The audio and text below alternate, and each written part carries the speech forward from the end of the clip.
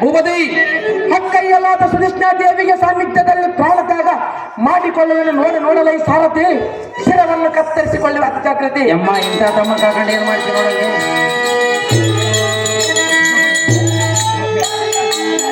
ಅಲ್ಲಮ್ಮ ಇಂಥ ತಮ್ಮನ ಕಾಕೊಂಡು ಏನ್ ಮಾಡ್ತೀವಿ, ವಶ ಮಾಡಿಬಿಡಂಗೆ. ತಮ್ಮ ಶಿರದಲ್ಲಿ ಇಂಥದ ತಮ್ಮನೇ ಅಕ್ಕಯ್ಯ ನೀನೆಂತ ತಮ್ಮನ್ನು ಹುಟ್ಟಿದೆಯೋ? ಏನಕ್ಕೆ ಅಗ್ರಜೆ? ಬೇಡ ಎಂದರೆ ಕೇಳಲಿಲ್ಲ.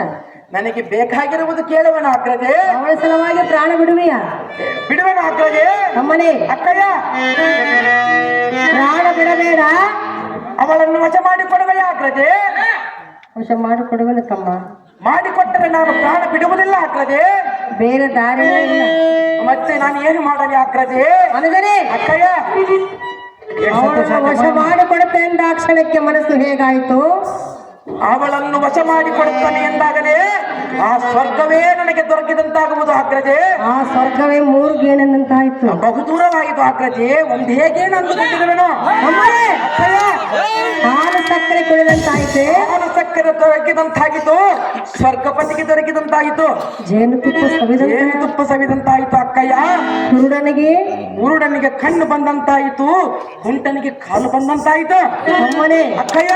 ಬಡವನಿಗೆ ಭಾಗ್ಯ ದೊರೆತಂತಾಯಿತು ಅಕ್ಕಯ್ಯ. ಅವಳನ್ನು ವಶ ಮಾಡಿ ಕೊಟ್ಟರೆ ಮಾತ್ರ ಅವೆಲ್ಲ ಸಿಗುವ ಅಗ್ರಜೆ. ಇಲ್ಲವಾದರೆ ಆ ಸ್ಮಶಾನವೇ ಕಾಯುವುದು ಅಗ್ರಜೆ. ಬೇಡ ನಿನ್ನ ಪ್ರಾಣ ಅರಜ ಎನ್ನ ಮಾತು ಕೇಳಲೇ ರೋಜ.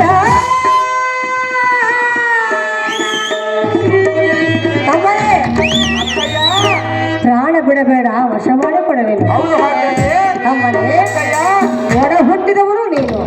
ಹೌದೇನು ಅಗ್ರಜೆ? ನೀನು ಪ್ರಾಣ ಬಿಟ್ಟರೆ ನನ್ನ ಮನಸ್ಸು ಸಹಿಸುವುದೇ? ಈಗ ಅರ್ಥ ಆಯಿತು ನೋಡು ಅಗ್ರಜೆ ನಿನಗೆ. ತಮ್ಮನೇ ತಮ್ಮನ ಸಲುವಾಗಿ ನಾನು ಏನು ಬೇಕಾದ್ರೂ ಮಾಡುವ ಅಕ್ಕಯ್ಯ. ನಡೆಸಿಕೊಡವೇನು ನಿನ್ನ ಕಾರ್ಯವ, ನಡೆಸಿಕೊಡವೇನು ನಿನ್ನ ಕಾರ್ಯವ, ಸೈರಿಸು ಸೈರಿಸು ಅನುಜನೇ ಅನುಜಾನ.